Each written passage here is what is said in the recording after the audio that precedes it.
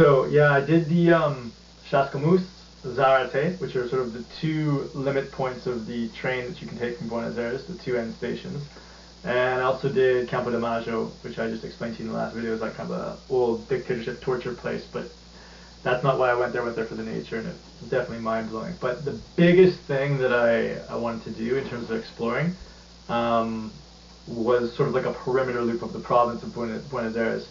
And the idea kind of came to me like it was a bunch of small towns I wanted to see, and all of these small towns had works, architectural works of an artist, Francisco Salamone, who built these things in the 30s. He was basically commissioned to do municipal halls, to do the slaughterhouses and the cemeteries in all of these small towns.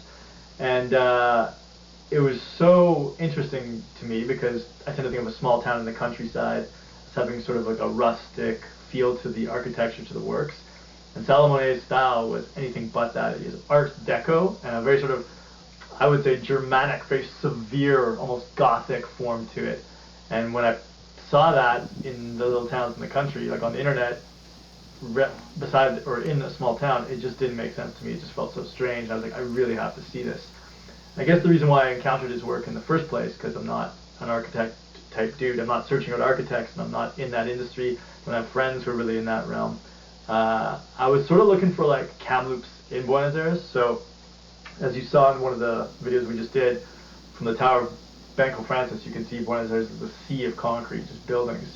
And for me, like coming from Kamloops, I was sort of like, like, can I find a Kamloops in Buenos Aires province? And I was searching, and I found this area called Tornquist, and there's like a provincial park there or something like that, and it looked very hilly and very dry like Kamloops. I was like, okay, but very near to Tornquist is Saldungarai, and in that city, Salamone did one of the cemeteries, the front of it. It's just this amazing work, and I think I just saw that, and I was like, wow, what is this? And that led me on the kind of trail to look at what he had done. In like over 5 years, I think he had done like 60 works in like over 20 or 30 towns in the sort of perimeter of the Buenos Aires province. That was my plan. I was like, always, from very early on in Buenos Aires, I was interested in doing this, but I never really thought I could pull it off.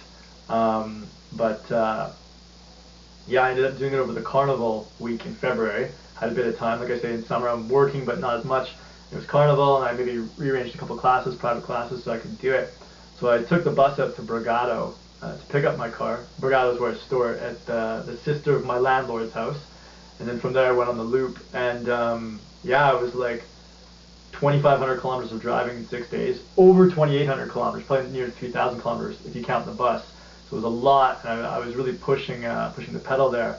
But yeah, super interesting stuff with Salamone's works. I'll show you some of those. And like, I was going so hard, like I was like sometimes not even eating. Like, and also I was camping as well.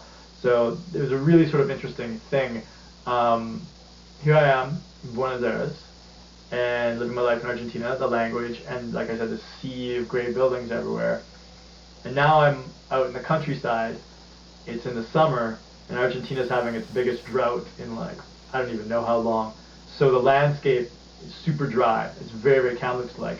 But I'm back to living that lifestyle of camping like I was when I was in the USA on the trip down to Argentina. So it's this big like hybrid cross of things. And like I say, that's kind of like what I was looking for. I was to see like, can I find Kamloops in Buenos Aires? Because I love Kamloops. There's a lot of mythology I have about that, particularly sort of the landscape of Kamloops as opposed to the actual city. The city a little bit too, but more sort of the perimeter of the city of Kamloops and the layout of the land. I have a lot of association with that, like on a mythological front. So I was kind of like, does this exist in Buenos Aires? And I mean, to be honest as well, I've always told people, like I remember when I got to Houston on the trip down to Buenos Aires, and I was talking to this girl, Melissa, I was like, what would you say the spirit of Houston is? And like I realized, like a big city doesn't have one spirit.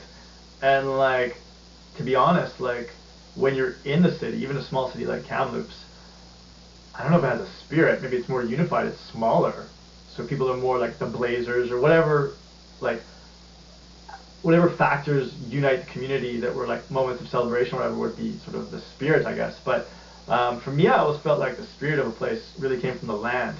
And like in Buenos Aires, the city, you can't see the land. You can see the river or whatever, but you cannot see like the end of the city. You cannot see where it becomes nature and where the civilization's kind of flirting with that. It's all civilized. It's all developed.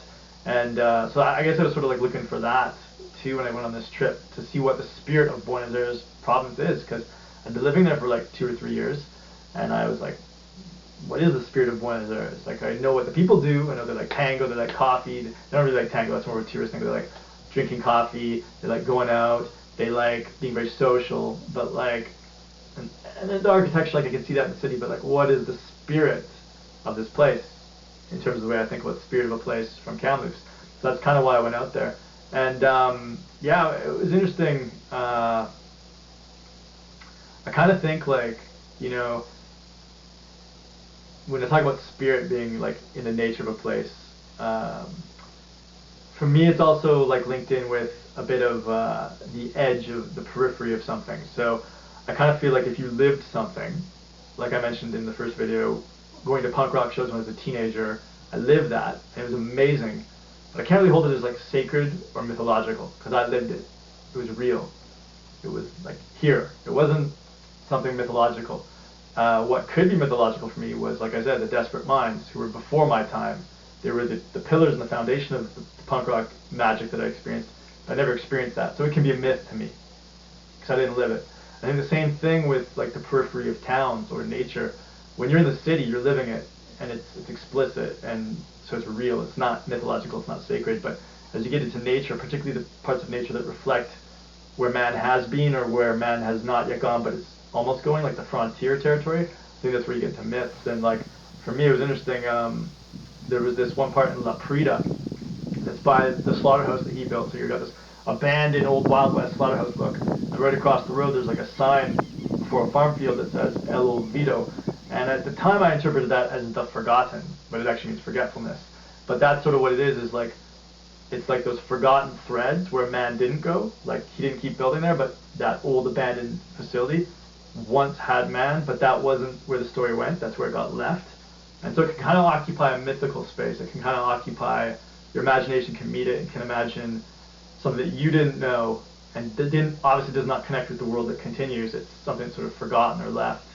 And I think that can occupy the sort of mythological or sacred for me. It's sort of where my imagination goes when I'm not like immediately in the moment. And interestingly enough, like talking about pillars or things that are sacred, on this loop, even though I do not listen to punk rock hardly at all anymore, or like I don't listen to Desperate Minds, don't listen to Operation Ivy, I listen to weird music.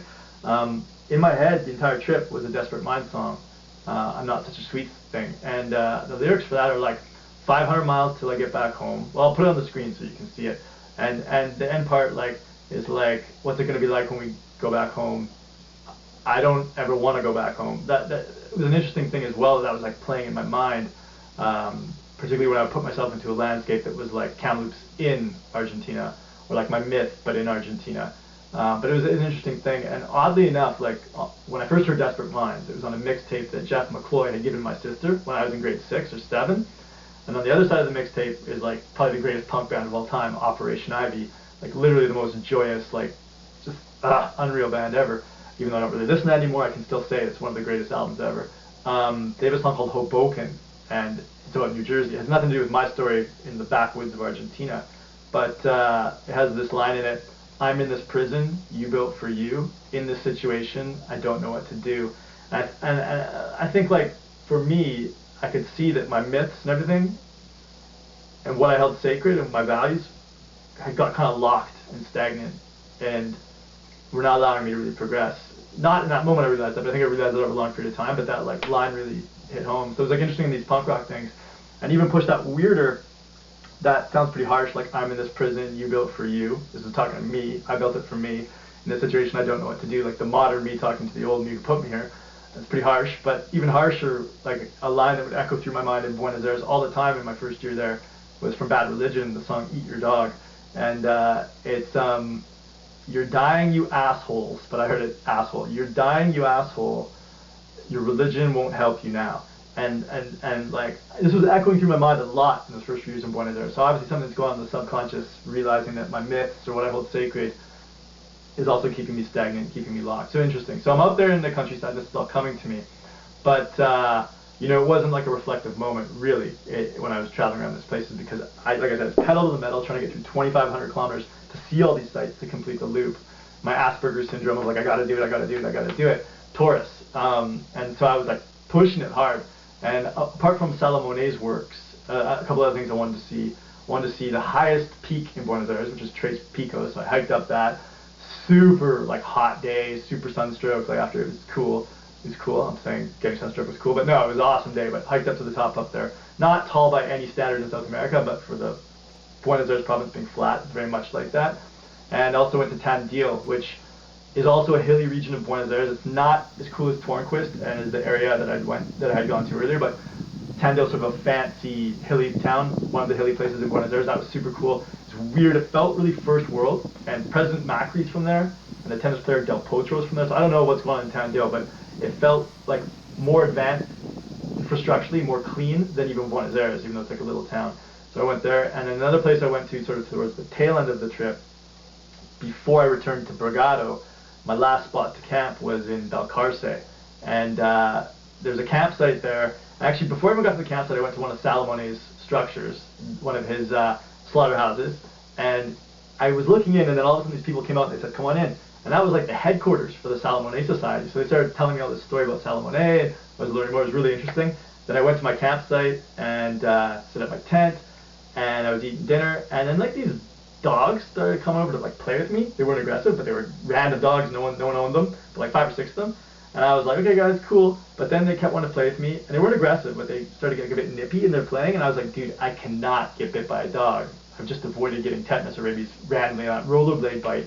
So I was like, what do I do? And the more I tried to like move away, the more they became like playful and wanted to, like, I was like, dude, so I just jumped up on the roof of my car and just sat there until they all like went away. But yeah, that was sort of the tail end of the trip, and using the dog analogy to connect into the next section of this.